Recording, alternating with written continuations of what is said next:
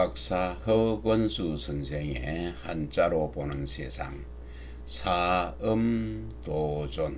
스승이 엄해야 도리가 존중된다. 스승사 음할 길도 존귀할 존. 얘기 학기편에 무릇 배우는 도는 스승을 존엄하게 모시는 것이 어렵다. 스승이 존엄하게 된 그런 뒤에라야 도리가 존귀하게 된다. 도리가 존귀하게 된 그런 뒤에라야 백성들이 학문을 공경할 줄을 안다. 이런 까닭에 임금이 신하 가운데 신하로 여기지 않는 사람이 있나니 그 스승이었던 사람은 신하로 여기지 않는 것이다 라는 구절이 있습니다. 스승을 존엄하게 대하지 않는데 스승이 가르치는 내용이 의미가 있을 까닭이 없습니다. 임금도 자기가 가르침을 받은 적이 없는 사람은 신하로 여기지 않을 정도로 스승은 존귀한 것입니다. 지난 7월 18일 초등학교 교사가 스스로 목숨을 끊은 일이 있었습니다. 온 나라 사람들이 애도를 넘어 경악을 금치 못하고 있었는데요. 그런데 이번이 처음이 아니라고 합니다. 2018년 이후 스스로 목숨을 끊은 교사들이 이 숫자가 100여 명을 넘는다고 합니다. 교육당국에서는 이 100여 명 가운데도 70%는 자살 원인 불명이라고 밝혔고 나머지 30%도 우울증, 공황장애 등 개인적인 원인으로 돌렸다고 합니다. 어떤 초등학교에서는 학생들이 교사를 붙들고 10여 분 동안 집단 폭행했다고 합니다.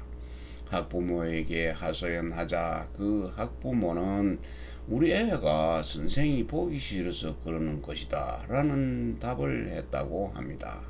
또 어떤 초등학교에서는 학생이 교사를 때리겠다고 달려들고 교사는 피해 달아나는 그런 해프닝이 벌어졌습니다.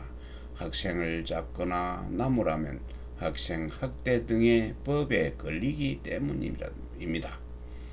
교권이 추락하여 자살자가 계속 나오는데도 관계기관에서는 모른 채 하고 있다가 이번 교사의 자살을 계기로 대책을 세운다고 야단들입니다.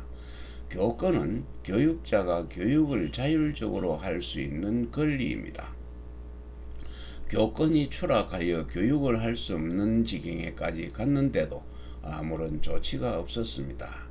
학생은 절대 처벌받지 않는다는 것을 안 몇몇 학생들은 학교에 와서 못할 짓이 없게 되어서 온갖 짓을 다 하게 됩니다. 거기다가 올바른 인성을 갖지 못한 또 학부모들이 교사를 위협하고 막말하고 학교를 찾아와 난동을 피우는데도 교사 혼자 그 어려움을 참아내야 했습니다.